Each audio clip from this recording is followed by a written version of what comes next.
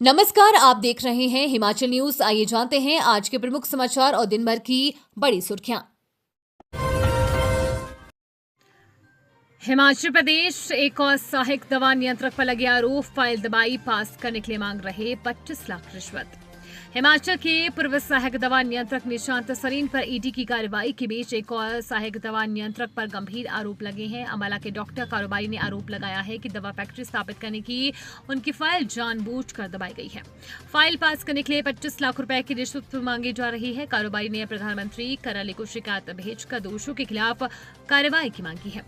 कारोबारी ने सहायक दवा नियंत्रक पर उत्पीड़न और मानसिक प्रताड़ना के आरोप लगाए हैं।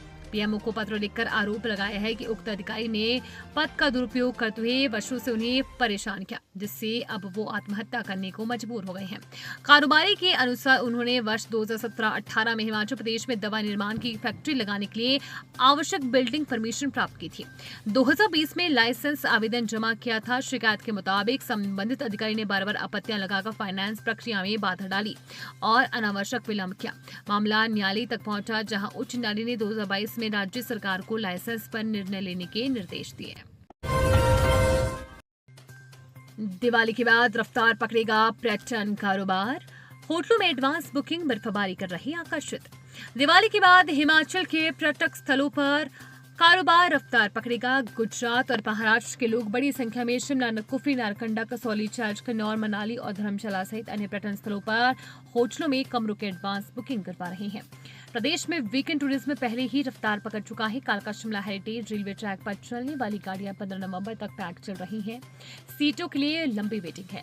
अक्टूबर के आखिर और नवंबर माह की शुरुआत में प्रदेश के पर्यटन स्थल सैलानियों से सरोबार होने वाले हैं। प्रदेश के ऊंचाई वाले क्षेत्र रोहतांग पास, लाहौल स्पीति, चांचल सहित अन्य पर्यटन स्थलों पर बीते दिनों बर्फबारी हुई है, जिससे सैलानी खास उत्साहित है। विंटर टूरिस्ट सीजन के दौरान बर्फबारी के बाद हर साल हिमाचल में सैलानियों का तांता लगता है।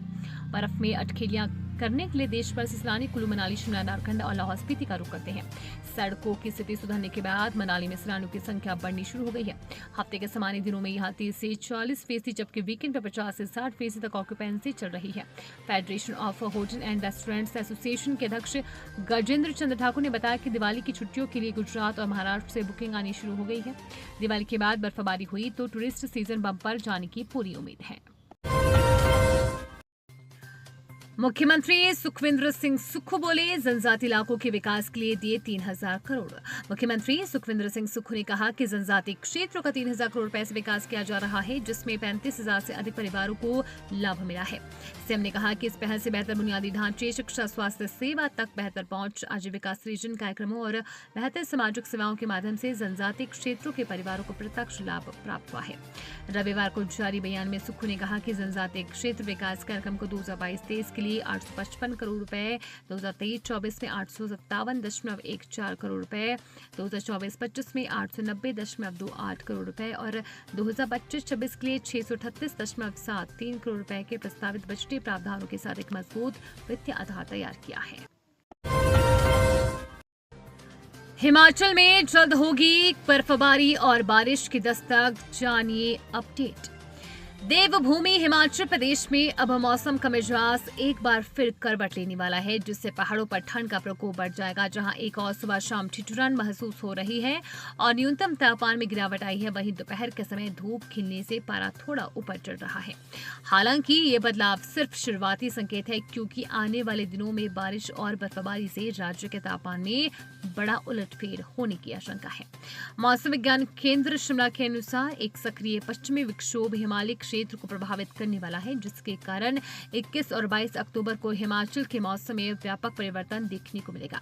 इस दौरान कुल्लू, लाहौल स्पीति और चंबा जैसे जिलों के ऊंचे पहाड़ी इलाकों में जोरदार बारिश और ताजा हिमपात होने की संभावना है, यानी इन क्षेत्रों में एक बार फिर बर्फ की चादर बिछ सकती है।